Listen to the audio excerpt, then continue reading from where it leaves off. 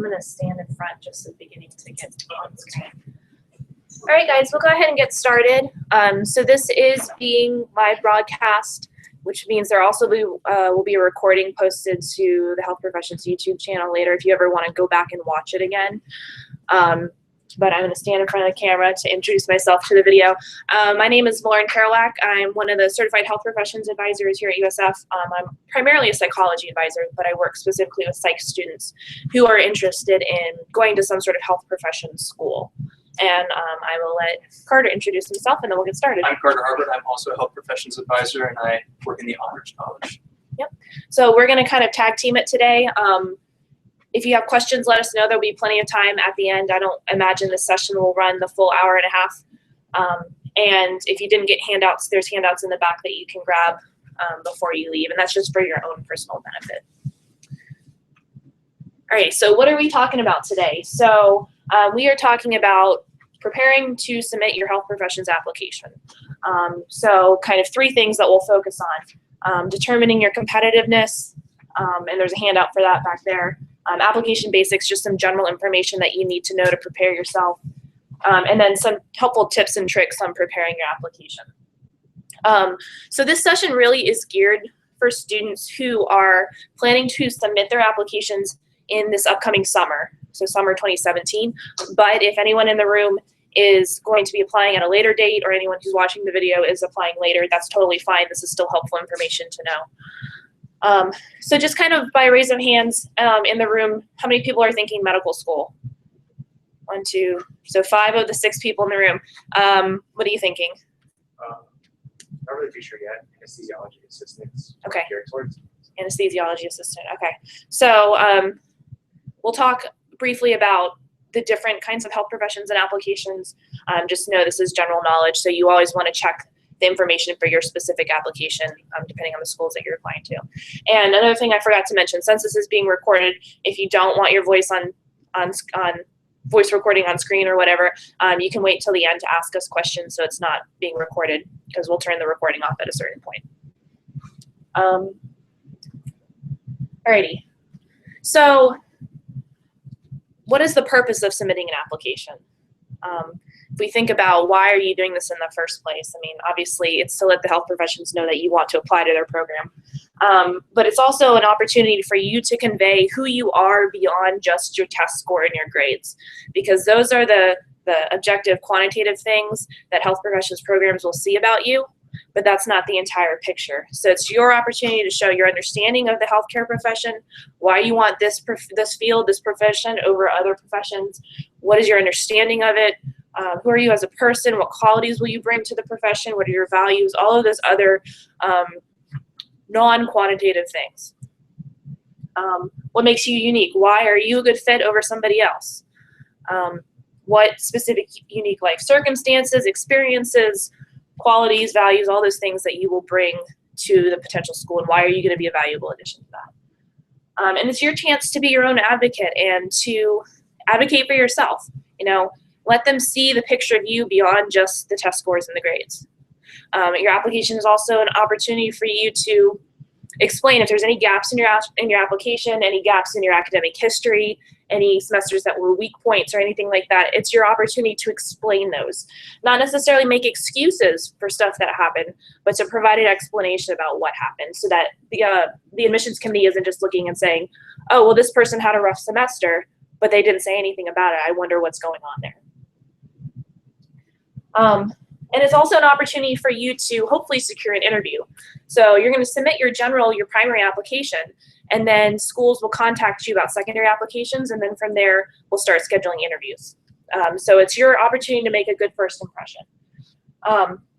One of the most common things that trip students up when they're applying to health professions programs is the quality of their application. So it not being complete, it being sloppily put together, being submitted before you're competitive and ready to apply. That could be the reason that you don't get into a health professions program. So you want to make sure that if this is your first impression, it needs to be complete, it needs to be thorough, and you need to submit it when you are actually ready and competitive. So that kind of goes into this question, when is it best to apply? So this is different for every single person. So I'm not going to say, without knowing your details and your background, I'm not going to say it's best for you to apply at this point in time. So generally, we say we want you to apply when your application is strongest. So even if you've spent 4 years in undergrad here at USF and all of your friends are applying, if you're not quite ready, like if your MCAT score is not where it needs to be, if your volunteering, shadowing, healthcare experience is not where it needs to be, or your grades need to be raised a little bit, don't apply. Your application isn't as strong as it could be. When does it mean that your application is strongest? It means when you don't have gaps in your credentials, or if you do have gaps, that you've accounted for those and addressed them. And when you have that awareness and the ability to self-reflect and to understand, why is this the profession for you? Why am I choosing dentistry over medicine? Why am I choosing physical therapy over medicine? Or whatever choice you're making, you need to be able to articulate both to yourself and to the admissions committee through your application. In general, what you're going to want to be doing is applying about a year in advance from when you intend to start the program. So if your goal is to start medical school in August of 2018, you will be submitting your application summer of 2017, a year in advance. So another thing that you want to think about too, as you're preparing to apply and you're picking out your schools and all that stuff, is your grades are a reflection of whether or not you can handle the rigors of a health professions program, but you also need to think for yourself, should you do it? Is this a good choice for you? Maybe you can handle it, but just because you can handle it and you can do it doesn't necessarily mean you should do it. And you need to be able to articulate why. Why is this the profession you want? Why not something else? You need to have a good understanding of what is the current state of affairs in the profession, where is it going in the future, what are the current controversies, because those questions will come up in your interviews. And if you can't articulate that in front of an interview committee, what does that tell them? It doesn't show them that you're ready. And then, is your application cohesive? Does everything make sense? You know, do the things that you outline in terms of your accomplishments and things that you've done line up with the amount of self-reflection demonstrated in your personal statement? So it just needs to be cohesive. There shouldn't be gaps in your application where an admissions committee is saying, okay, well, this doesn't quite make sense. What is this person leaving out?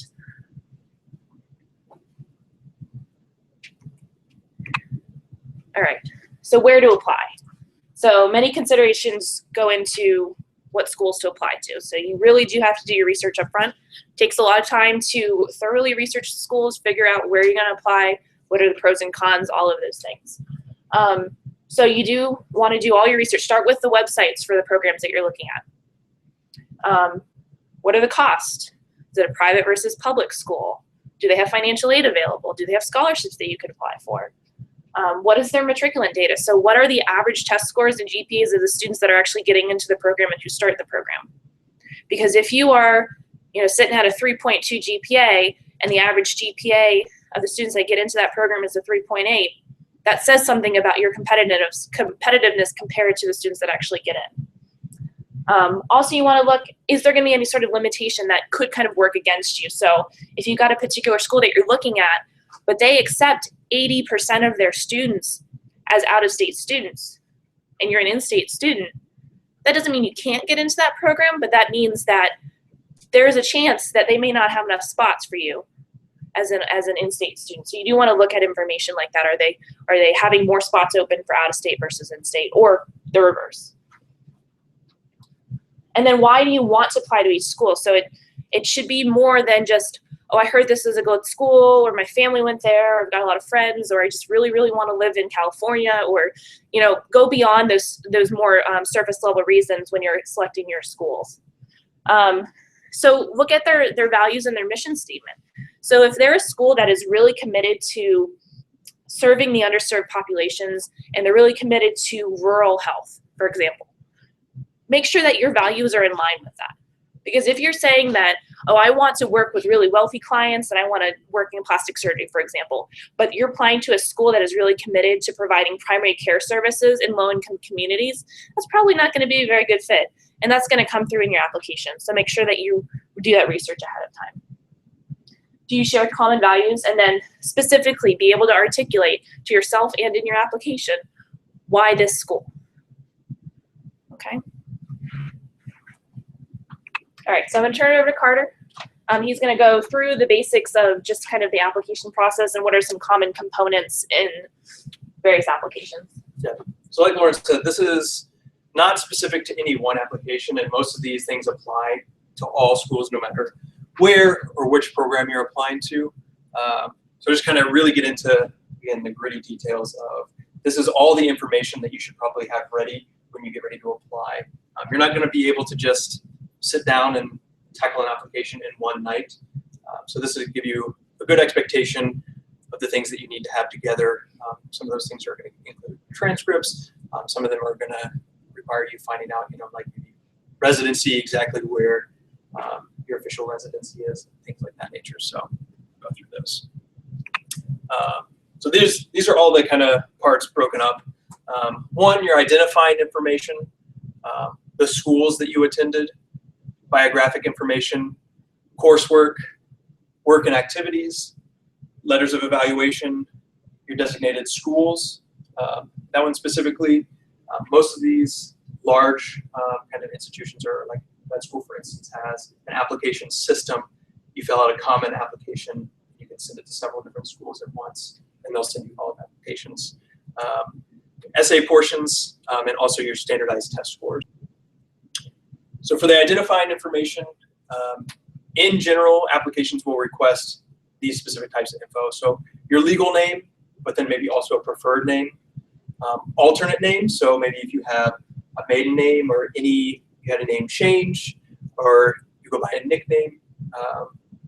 Any alternate name that might appear on an official document are things that you want to share on your application. That way when you're maybe sending records or they're doing searches on you, they can find everything that's relevant. ID numbers, that includes social security number, maybe student visas, your school ID, things of that nature. Date of birth, place of birth, and gender. The schools you attended, you'll need to submit transcripts for every school that you attended as a college student. So that most, let's say, AP, IB coursework will appear on your main undergraduate institution. But things like dual enrollment, you'll need to submit transcripts from each school that you attended. And it will appear by the semester with the grade. Best way to do this is go ahead and think of any institutions that you've attended. If it's been anything outside of USF, I would go ahead and order copies of your transcripts now. You're going to need all of that course information later on in the application. And it's good to know, one, make sure that the schools that you attended have all your records on file. But two, to go ahead and get those transcripts in case there's any mistakes. Say there's an error in a grade that you got in a class or errors in classes that you took. Those are things that it'd be good to do now if you're trying to apply for this upcoming summer, so that you have time to correct any changes that you might need. Yeah. Is that like dual enrollment from high school? Yes. So if you participated, say if you went to high school here in Tampa and you took dual enrollment out of St. Pete College, you'll need to send those transcripts and say that you went to that school when you're filling out your application.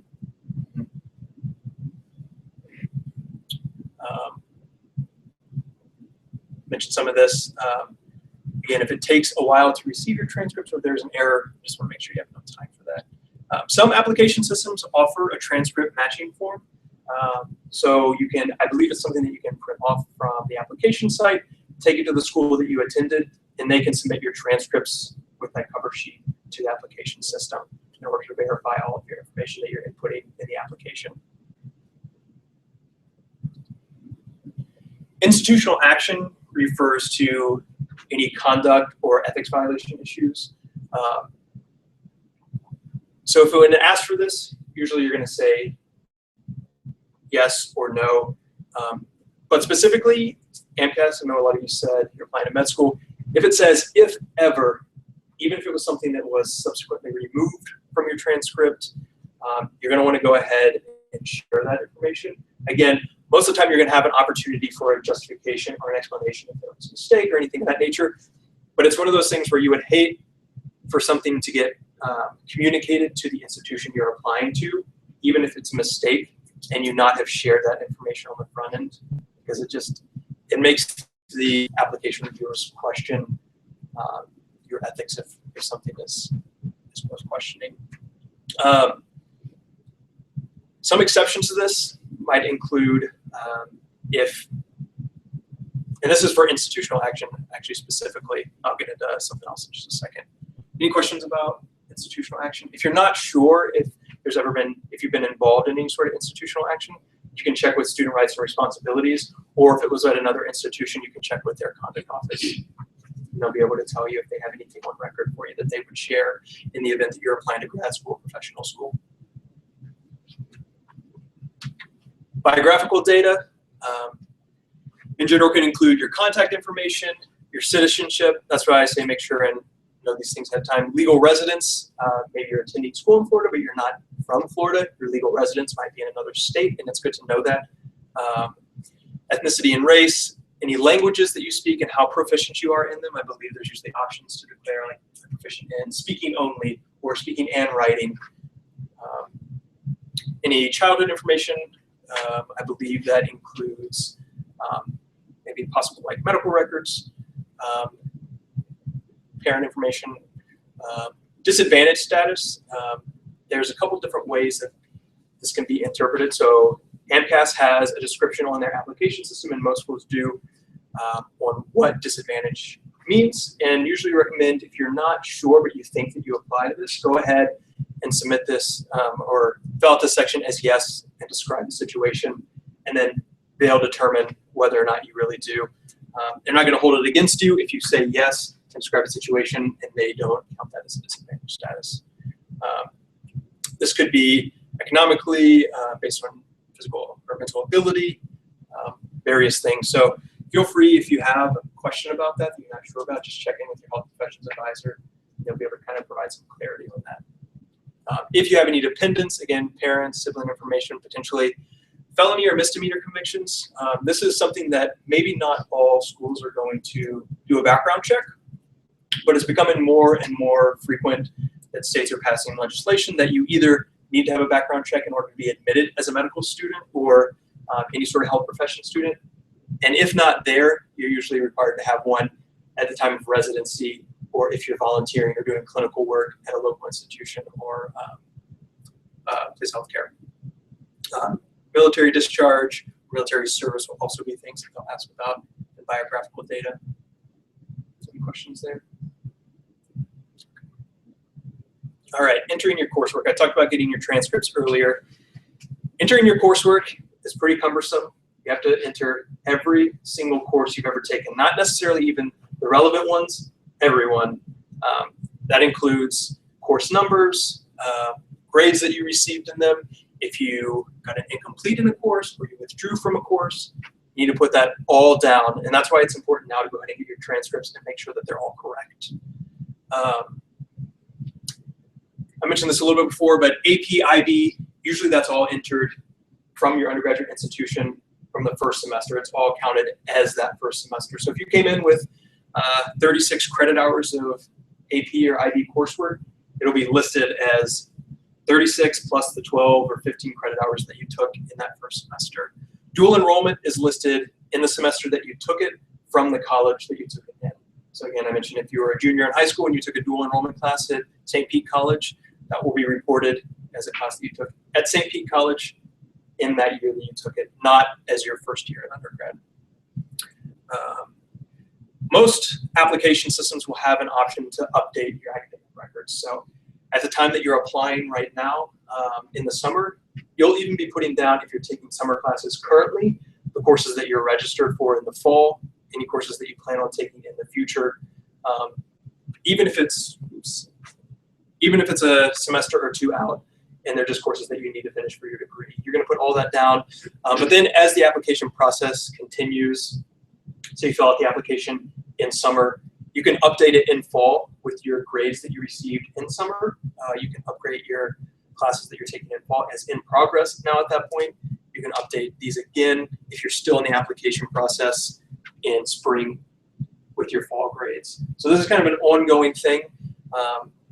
Again, you're going to want to sit down 1 or 2 days even to work just on this section.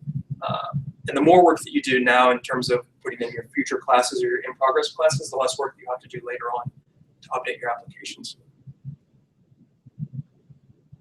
So this is just an example of one application and how, of course, so this is just the page for one course, and you'll fill this out,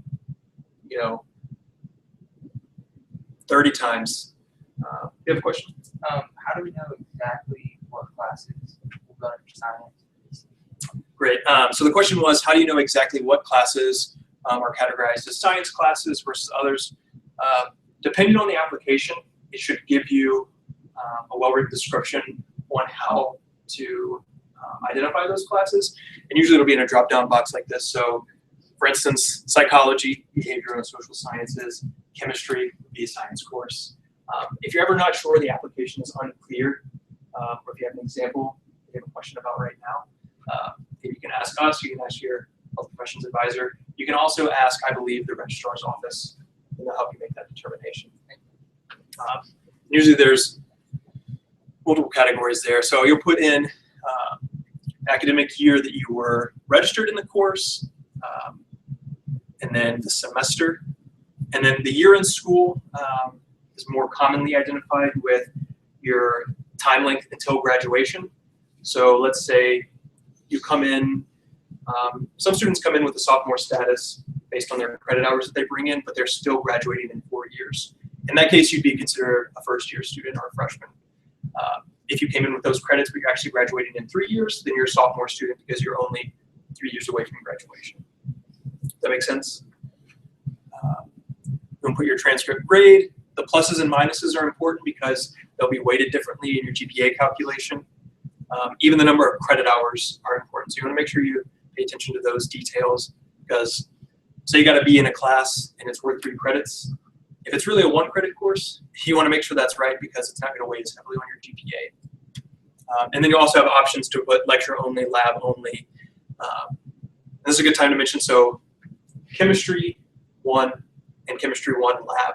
You'll fill out a page for each of those and identify them as a lecture only and a lab only. But something like anatomy and physiology, a lot of the courses that we have that have C on the end of the grade or on the end of the course number, that's a combined lecture and lab.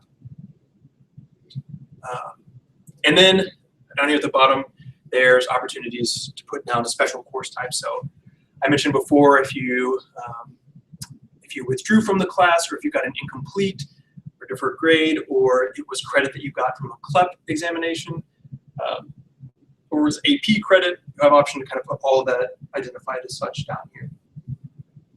And most of that's pretty consistent among the different application systems. Okay, and then here's just an example of courses that were actually submitted. This is the MCAS application. So once you're done, you can go back and review all the information. It lists the institution that you took it at, your status, so freshman, sophomore, the year you took it, term, the course title and number. So in instance, these are classified as biology course, a chemistry course, physics, arts, math, just as some examples. Foreign language, philosophy. There's also the different course types. So these are where you put like incomplete or honors, and then they're all the grades. All right. So GPA, everybody is familiar with the fact that you'll have multiple GPA calculations. So you have your science GPA, which is usually referred to as BCPM. So biology, chemistry, physics, math courses are usually what make up your science GPA. And then you also have your overall GPA. And they'll even look at non-science GPA. I mean, they look at multiple things for this, and that's how they can identify maybe trends. So maybe this is a year that you have a lower GPA, but your overall GPA is relatively good. They'll want to know what was going on that year or that semester. They'll want to know why your science GPA maybe is much higher or lower than your overall GPA. So it's good for you to go ahead and calculate those things out. And there's multiple websites where you can do so. I believe there's a link to a GPA calculator on the health professions website as well, if you want to check that out. I mentioned plus minus grades before. Usually what you'll do is you'll calculate your GPA and submit it with your application, and they'll recalculate it. So you'll get your official GPA calculation back potentially 4 to 6 weeks after the submission, with the exception that the TMDSAS application system has a running calculator that they keep track of it in real time. So they'll look for trends in your record. So if you have a lower GPA, maybe in your first year, and that goes up, that's great. If it goes down, they'll notice, they'll ask you about it.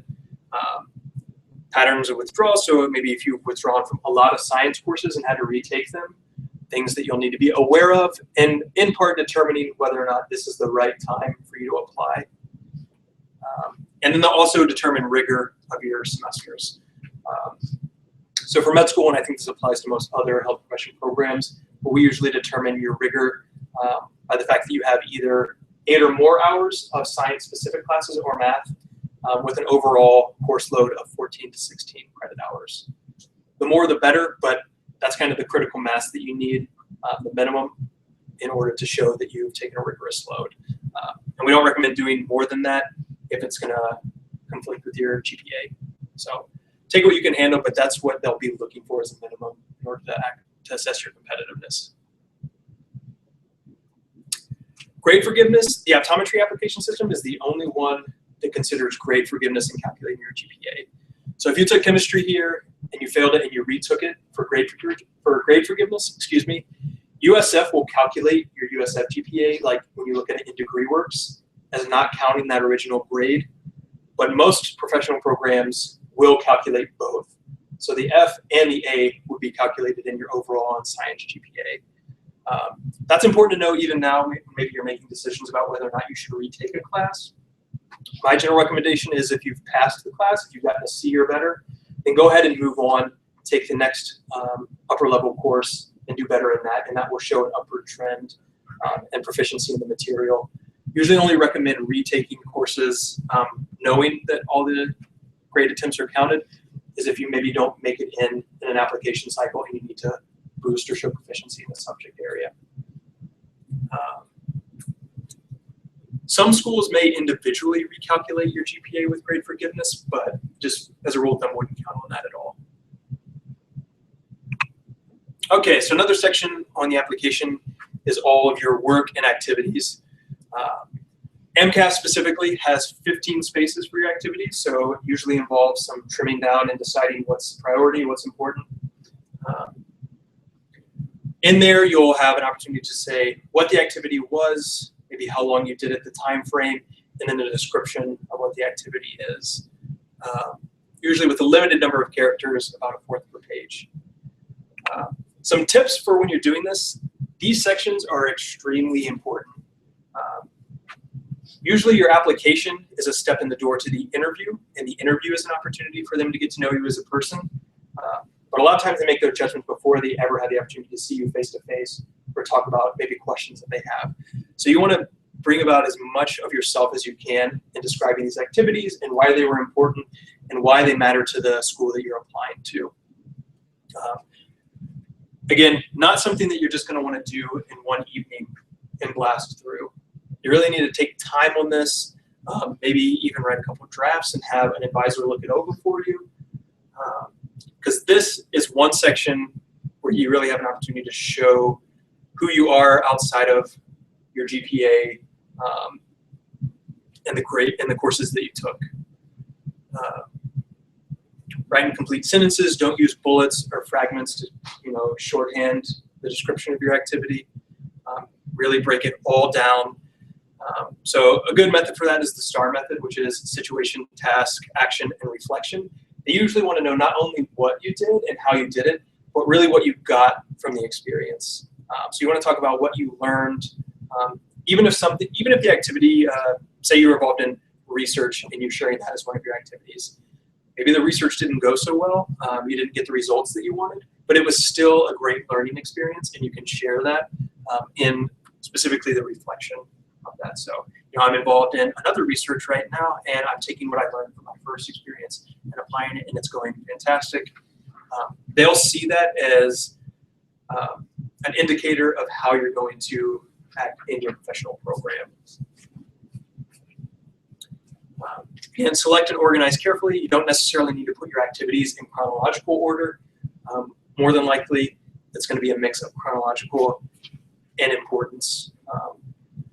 So if you worked at McDonald's versus you shadowed a physician, shadowing a physician is definitely going to go up top because it's the most directly relevant, even if a lot of your experience from working at McDonald's can tie into maybe customer service or other things. Because I'm not saying at all that that experience at McDonald's shouldn't go on your application.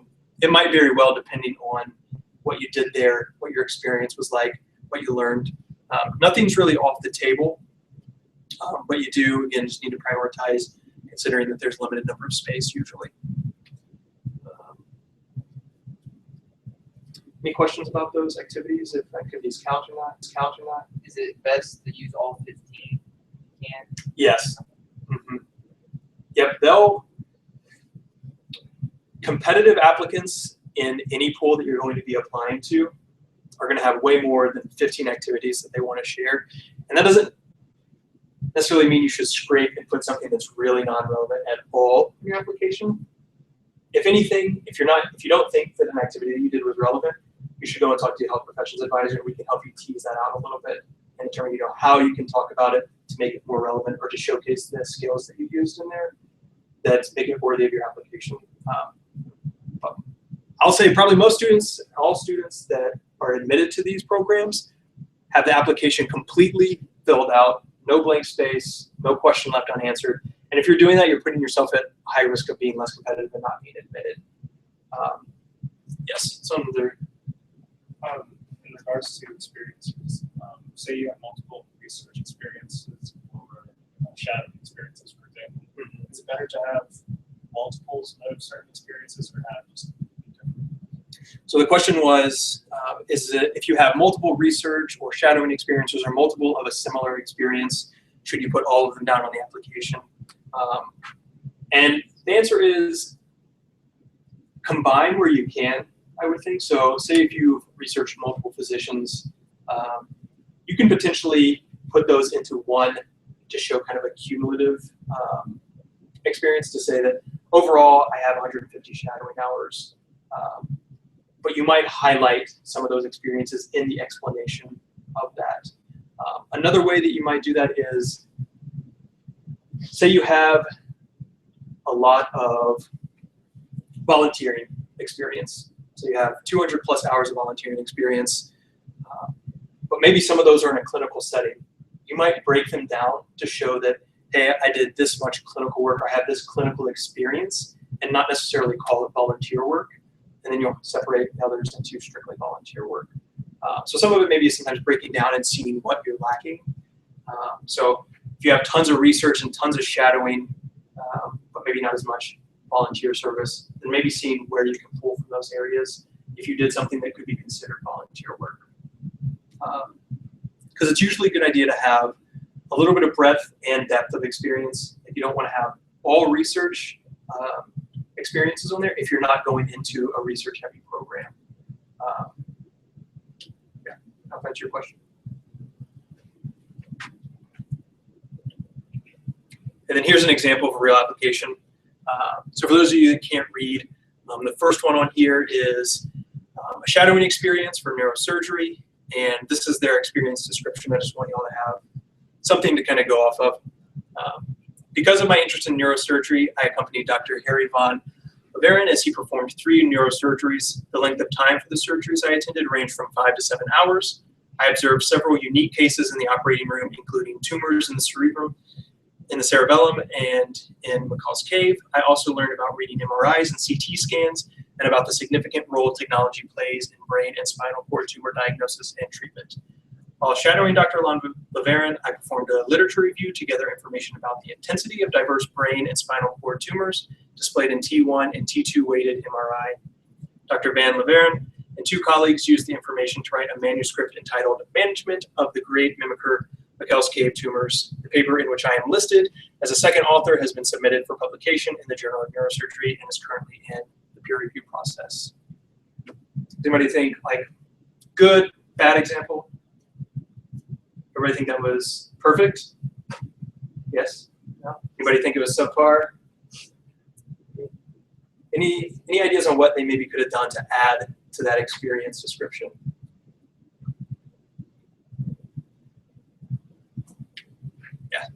I think they did a really good job of explaining what they did, but there was a little bit of a lacking in terms of self-reflection.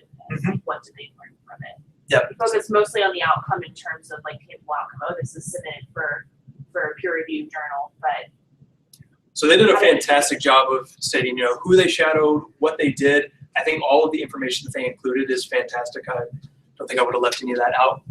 But if they needed to make room, they could have added something about the reflection. Like, really, what did they learn? Why was the experience meaningful to them? They said a little bit at the beginning because of my interest in neurosurgery, but they could have talked about that a little bit more and said what this experience added to that interest.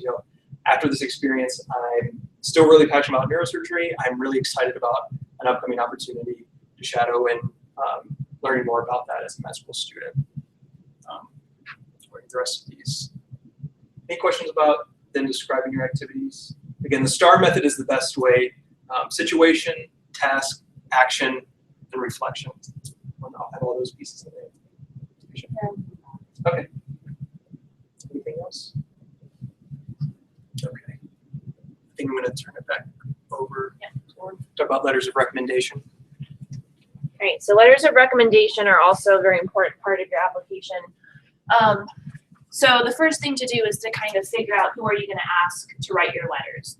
So in general, health professions, application systems, and schools are going to be looking for about 5, but how they want you to break it down may depend on what sorts of programs you're applying to. And so we did have a handout out there. If you didn't grab it, it has a guide for letters of recommendation on it.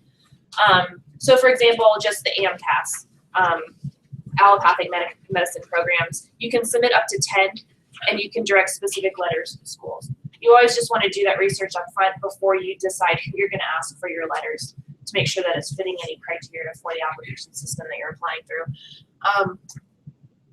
Generally, it's a good idea to have a diversity in terms of who you ask and who writes you letters so that you have different pieces of the puzzle kind of coming into play so that the application, the admissions committee can see you as a whole person. So if you got somebody who you had a class with and you're very involved, they can talk about you academically. It's good to have more than, you don't have just 5 letters from professors only. It's good to have somebody from maybe somebody you shadowed or somebody who supervised you in volunteer work who can talk about different aspects of you as a person, your qualities, how you are working on a team, all of those things that go into making you a well-rounded person.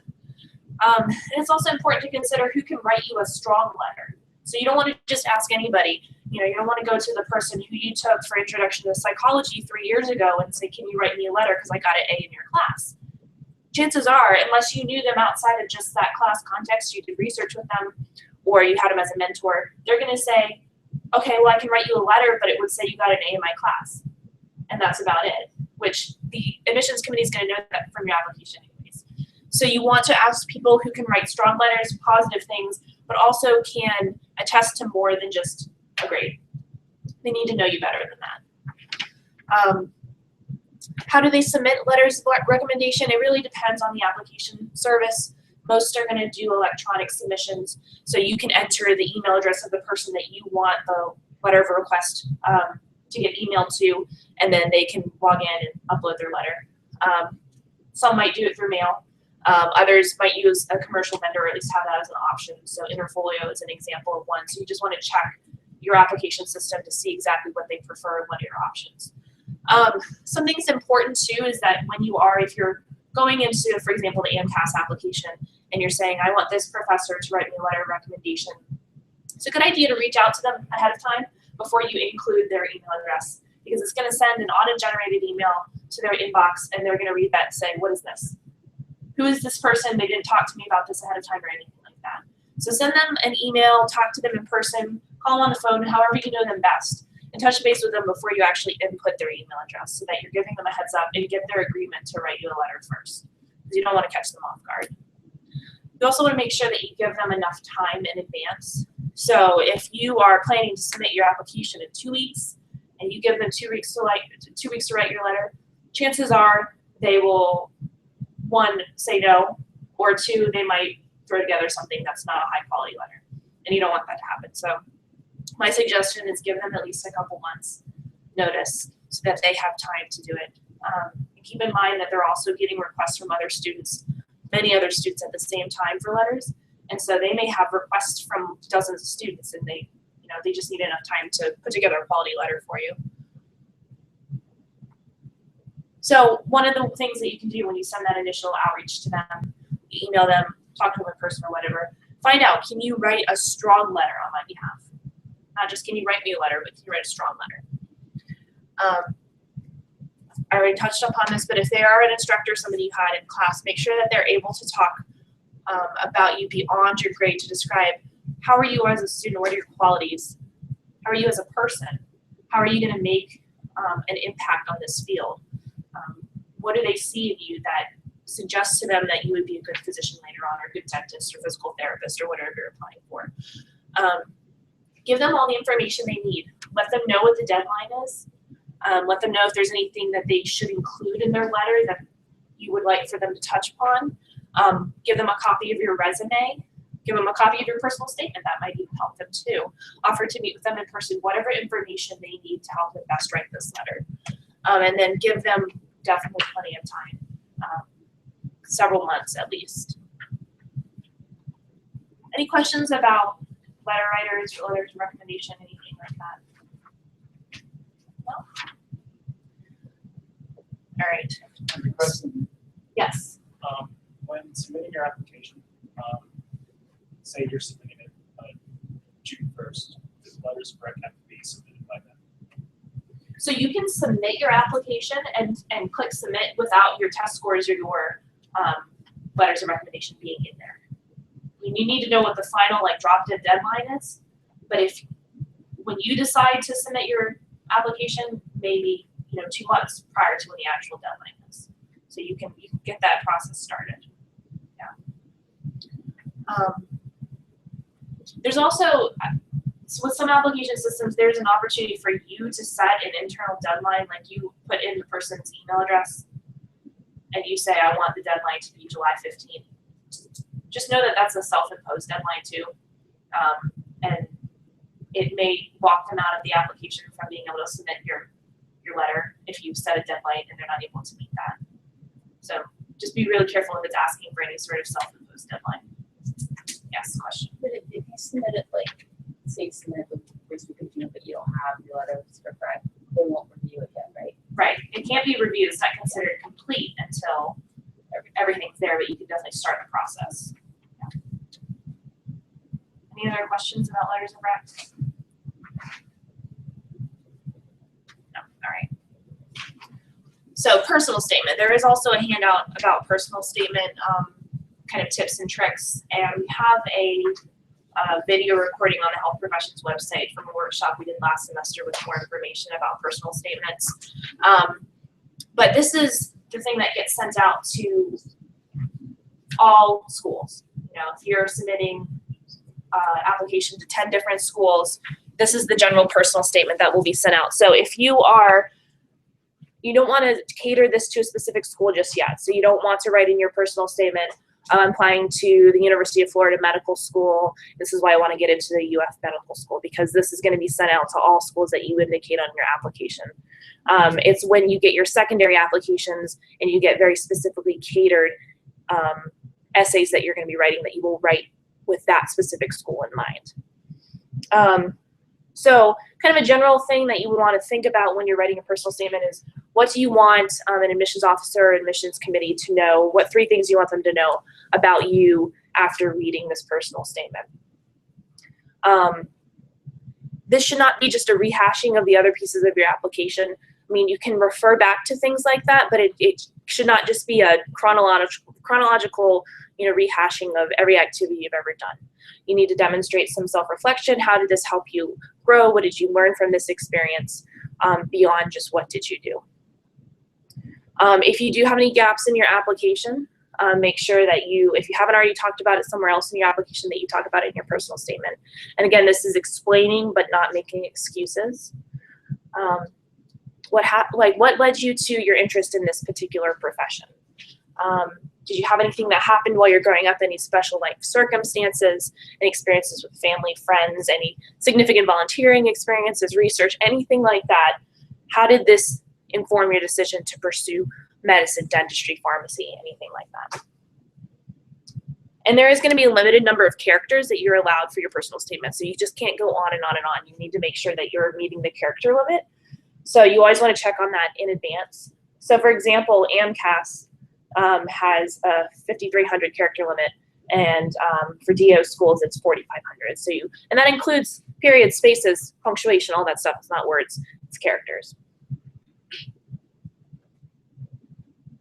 Any questions about personal statement writing? It's very touching on it very briefly, but it is a significant component of your application.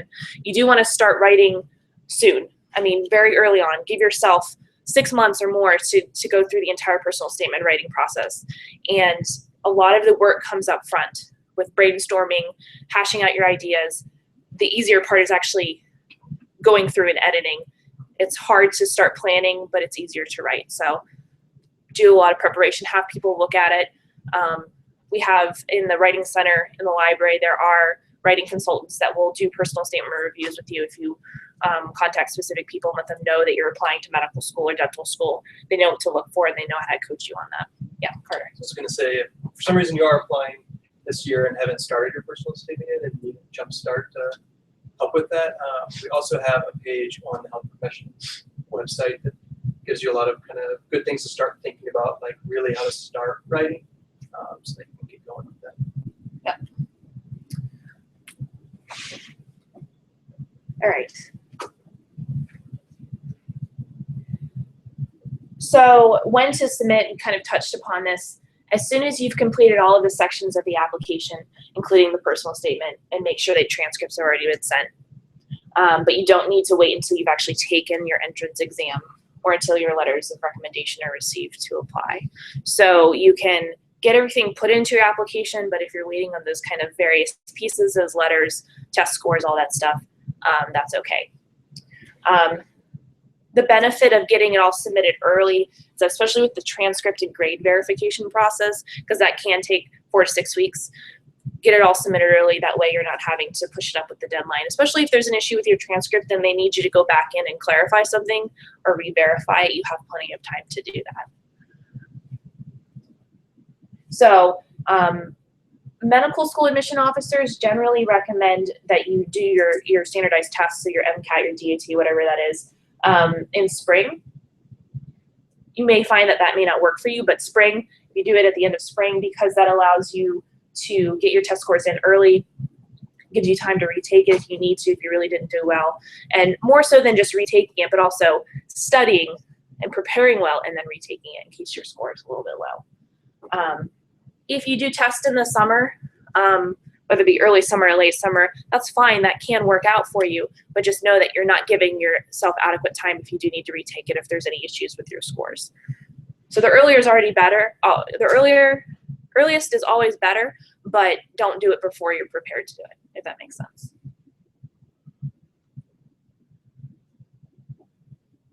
So question that may come up, you may ask yourself after you've taken the MCAT, the DAT, PCAT, anything like that. So what if I haven't received my exam score and I'm not sure how I did? Should I still go ahead and apply? That's a good question. I mean, you have to decide what's best for yourself. But if you've not received your score yet, but your application is still complete and you've gone through that whole process, still consider applying to at least one school. It'll allow you to kind of get the application process rolling, get your grades verified, which can take 4 to 6 weeks. Then once you get your score, you can make a decision for yourself. Am I going to go ahead and add schools to my application and send my application to, say, the schools that I was originally intending to? Or maybe I didn't do well enough, and I'm going to go ahead and just submit it to that one application or that one school. Or I'm going to decide maybe my score wasn't good enough at all, and I'm going to rescind my application. But in the end, the worst case scenario is you've spent the money on one application fee, and that's down the drain. But best case scenario, you've started the application process early. You can have time for everything to get verified, and then you can indicate those additional schools later on. So things that you can change after you've submitted your application. Not everything can be changed. Some things can. Your name, contact info, so if you moved or have a different phone number, password. You can add schools that you want to submit your application to.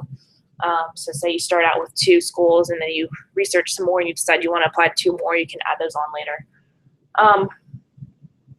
Academic update, Carter kind of talked about this a little bit. Depending on the application system that you're using, you can update with future academic information. Can't do this for AMCAS or VanCAS, so MD schools or vet schools. References, generally you can add additional people to be your references, but you can't take them off.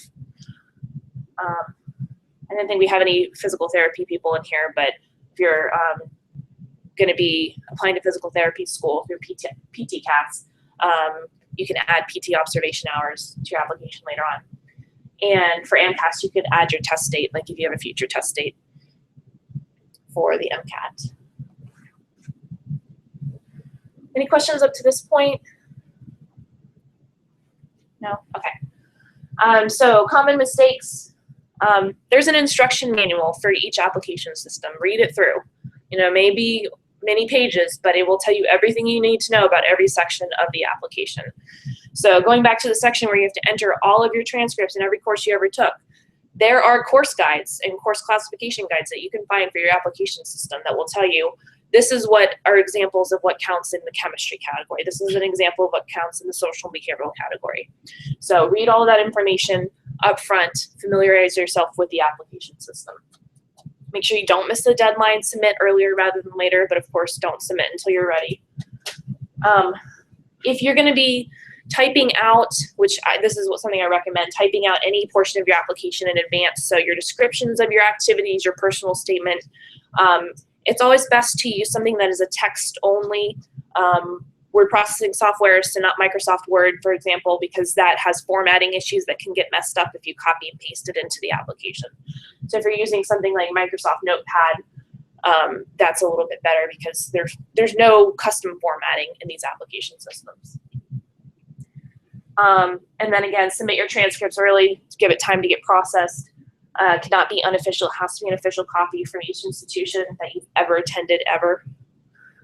Even if you went and did a study abroad and you got credit from the University of Georgia, still have to send that credit, that transcript directly from the University of Georgia. Make sure that it's correct. If there are any issues with your transcript, you need to contact your institution, let them know so that they can correct it for you. And you have to enter all coursework exactly as it appears on your transcript.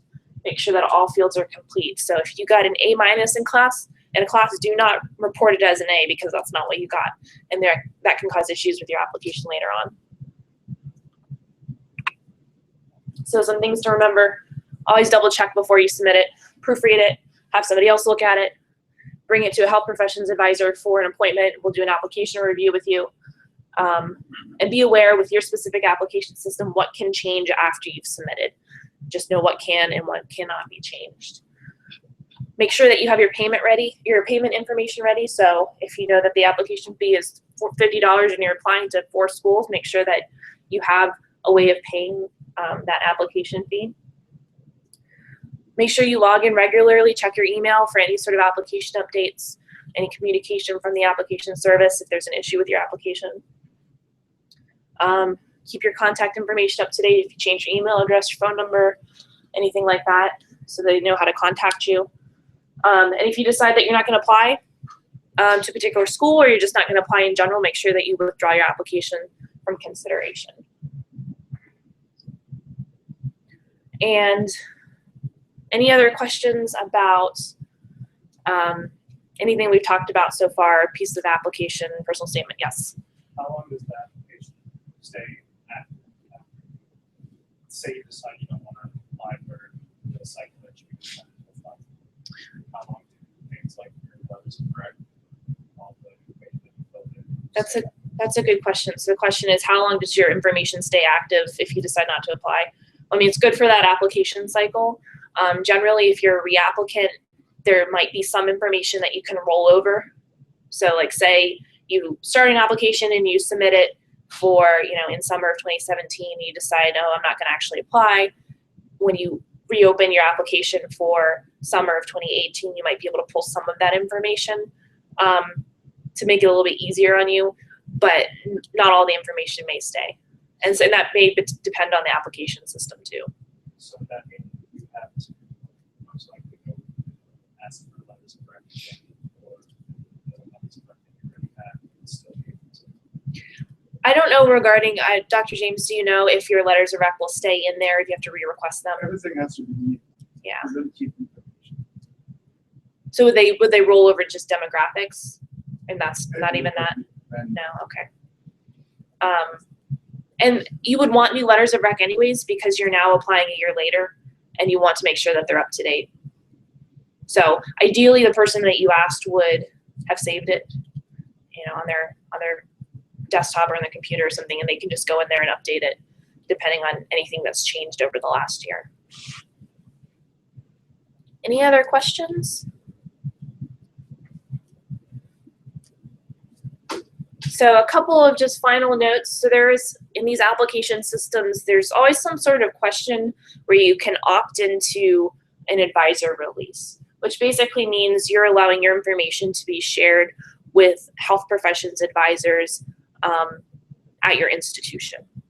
So we are actually able to go into the system, for example, PharmCast, and see who applied to pharmacy schools, who had attended USF, you know, did they get in, where did they get in, information like that. And just helps us to figure out where are our students going for schools. Are they getting in on the first time? Just helps us look at that data. So we would request that you say yes to that question where that may be in the application. So a couple of good resources. There's application information on our website, on the health professions website in the applying section. If you want a free Kaplan companion workbook talking about application information, we have a link here.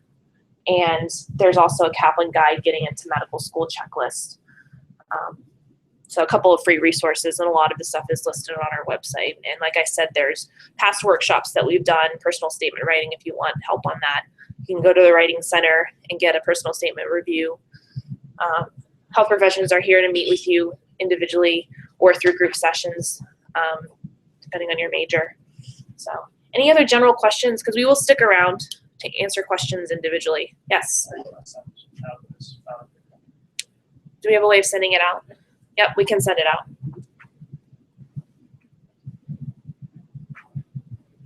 Any other general questions or specific questions?